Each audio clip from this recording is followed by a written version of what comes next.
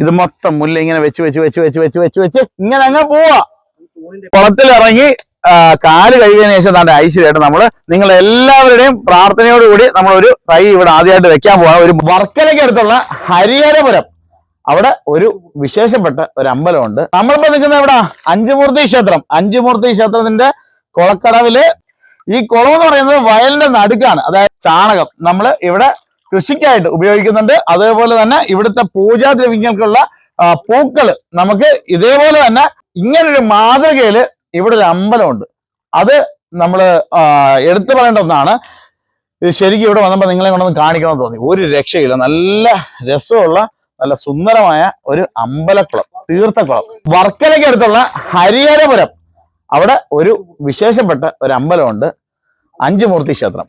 അവിടുത്തെ കാഴ്ചകളാണ് ഇന്ന് നമ്മൾ കണ്ടുകൊണ്ടിരിക്കുന്നത്. ഓക്കെ, നമ്മൾ ഐശ്വര്യമായിട്ട് നമ്മൾ കുളത്തിലിറങ്ങി കാല് കഴുകിയതിനു ശേഷം താണ്ടെ ഐശ്വര്യമായിട്ട് നിങ്ങൾ എല്ലാവരുടെയും പ്രാർത്ഥനയോടുകൂടി നമ്മളൊരു തൈ ഇവിടെ ആദ്യമായിട്ട് വെക്കാൻ പോവാണ്. ഒരു മുല്ലത്തൈ വെക്കാൻ വേണ്ടി പോവാണ്. കുറ്റിമുല്ല, ഗുണ്ടുമുല്ല അല്ലേ? അന്നേരം കുറ്റിമുല്ലത്തൈയും ഗുണ്ടുമുല്ലത്തൈയും ഒക്കെ വെക്കുന്നുണ്ട്. അന്നേരം നമുക്ക് ഐശ്വര്യമായിട്ടൊരു പ്ലാന്റ് ആദ്യമേ ഒന്ന് വെക്കാം. അതിന്റെ ഒരു ഭംഗി നോക്കി. ഇതല്ലേ ശരിക്കും മലയാളി ആഗ്രഹിച്ചിരുന്നത് അല്ലേ? നമ്മളിപ്പോ നിൽക്കുന്നത് അഞ്ചുമൂർത്തി ക്ഷേത്രം പരവൂരാണ്. അന്നേരം അതിന്റെ പ്രസിഡന്റ് ആയിട്ടുള്ള ബാബുചേട്ടൻ അല്ലെ, ബാബുചേട്ടൻ എന്ന് പറയുന്നത് ചന്ദ്രശേഖര പിള്ള ചേട്ടനും അതേപോലെ തന്നെ എന്റെ കോൺട്രാക്ടറും ഒക്കെ ആയിട്ടുള്ള ബാബുചേട്ടനും നമ്മുടെ കൂടെ ഉണ്ട്. അണ്ണാ ഐശ്വര്യമായിട്ട് ഇച്ചിരി ചാണകപ്പൊടിയൊക്കെ ഇട്ടിട്ടുണ്ട്. ഇതിനകത്ത് കിടക്കുന്ന ഫുള്ള് ചാണകപ്പൊടി, അതായത് തട ഒഴുക്കി അല്ലേ, അതിനകത്ത് ചാണകപ്പൊടി ഇട്ട് നമ്മളെ ചേട്ടനെ കൊണ്ട് പറഞ്ഞ പ്ലാന്റിക്കാണ്. എല്ലാവരും അനുവാദത്തോടുകൂടി ഈ സംരംഭം വൻ ഒരു വിജയമാവട്ടെ എന്ന് പ്രാർത്ഥിച്ചുകൊണ്ട് ഐശ്വര്യമായിട്ട് വയ്ക്കാം. ആ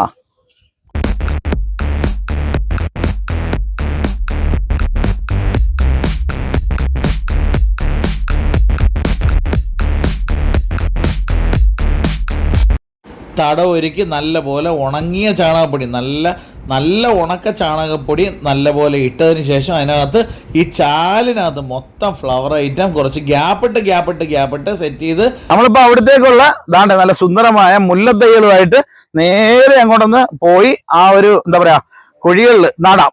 ഒരുപാട് പ്ലാന്റുകൾ ഈ കാണുന്ന ചാലുകളിൽ മൊത്തം നമുക്ക് ചെടികൾ നട്ടു കൊടുക്കാനുള്ളതാണ്. അന്നേരം അവിടത്തേക്ക് നമ്മൾ നേരെ കൊണ്ടുവന്ന് ഈ കാണുന്ന പോലെ പ്ലാന്റ് ഇങ്ങനെ വെച്ച് സെറ്റ് ചെയ്ത് ഈ അടുത്ത ട്രിപ്പ് നമ്മൾ ഇവിടെ വന്ന് നോക്കുമ്പോൾ ഇവിടെ മൊത്തം പൂത്തും മറിഞ്ഞു കിടക്കണം. അതാണ് നമ്മളുടെ ആവശ്യം. എന്നാലും ഇതാണ്ട് ഇതേപോലെ പ്ലാന്റ് ഇതേപോലെ ഇറക്കി വെക്കുന്നു. ഇത് മൊത്തം മുല്ല ഇങ്ങനെ വെച്ച് ഇങ്ങനെ അങ്ങ് പോവാ.